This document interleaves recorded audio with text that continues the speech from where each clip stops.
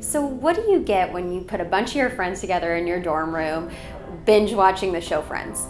You get an extra large pizza and some cheesy bread, obviously. But what might also come with that is a little bit of shame or guilt that comes with eating that late night pizza or overeating. But don't worry, this is not something to beat yourself up about, and I'm here to prove that to you. I'm at RMA of Connecticut, and I'm going to hunt down our amazing counselor who is going to give us real tips and tricks to deal with this sort of pizza hangover feeling. Let's go.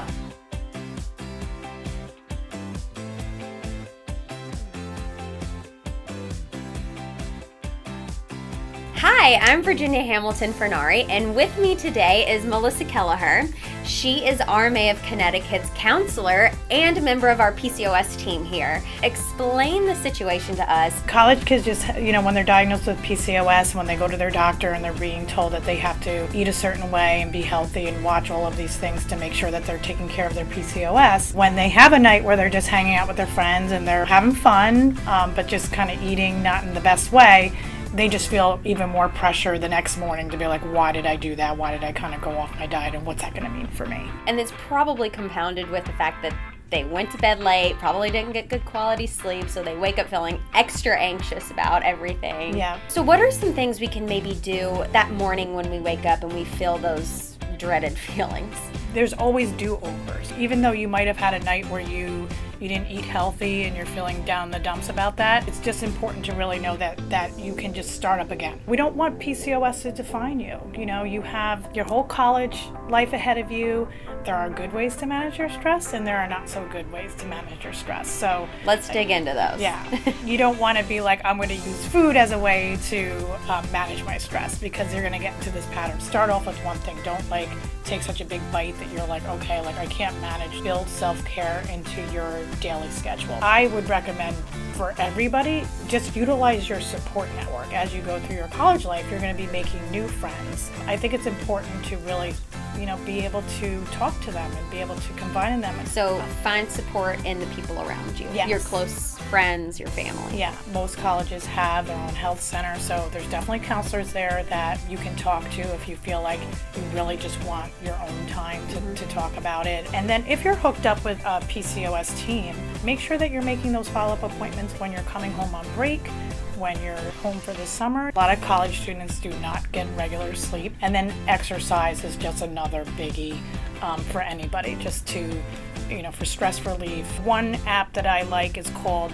iStudies Pro. It's really just kind of organizes your homework, your grades, your classes. Another app I would recommend is just like a workout app. There's an app called 7-Minute Workout. I'm into that. Yeah, and if you really like it, then you could be like, all right, well, maybe I kind of jump-started my workout for relaxation.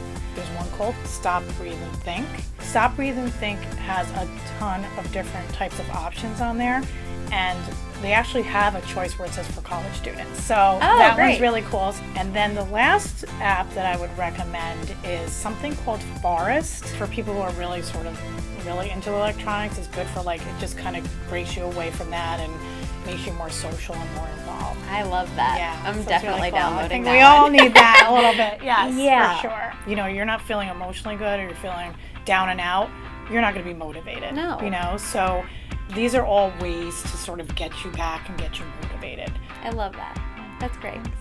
Awesome. We also brought our social media influencer in on the conversation. Check out what Jessica Ash had to say. Hey girl, so you went a little ham on the pizza last night? So what? Strong, focused, driven women really don't have time to spend in the past marinating on shame and guilt over something as simple as just the food that we ate. It's all about internal introspection, and I really like to practice something called intentional eating. Check in with your body. Ask yourself if what you ate the night before really helped you go out into the world today and do what you needed and wanted to do in the way that you wanted to do it. Or did that pizza make you feel bloated, irritable, tired, not have a really good night's sleep, and hold you back from what you want and where you need to go? Just take note of what your body's trying to tell you and set an intention to honor it next time. Not because pizza is bad, not because you did anything wrong, but because you deserve to show up in the world as your best self. vibrant, full of life, and unstoppable. So stop focusing on the past and instead set an intention and focus on what you're going to do in the future so that you can get to where you need to go. You've got this, girl.